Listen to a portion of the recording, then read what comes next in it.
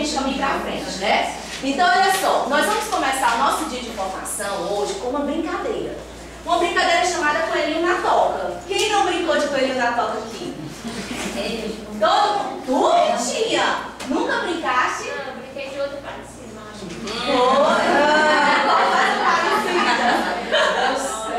Todo mundo sabe brincar de Coelhinho na Toca?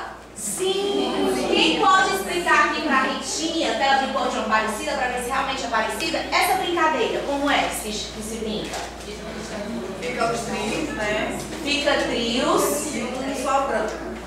E um sobrando. O que é esse um sobrando no meio? Seria quem? O coelhinho esperando uma toca desocupada. Quando a gente disser coelhinho na toca, vai ficar na mesma toca que você está? Não.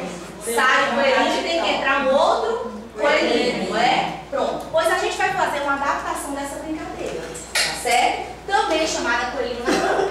Só que o coelhinho que ficar no centro da roda, ele vai responder uma pergunta. São 10 perguntas, tá certo? E ao final das 10 rodadas, dessas 10 rodadas, a gente vai ter um texto escrito, tá certo? E aí eu vou fazer a leitura do texto que nós vamos construir coletivamente e ao final tem uma outra proposta para vocês. Combinado assim? Pois vamos afastar as cadeiras, vamos fazer aqui a rodinha no centro da sala.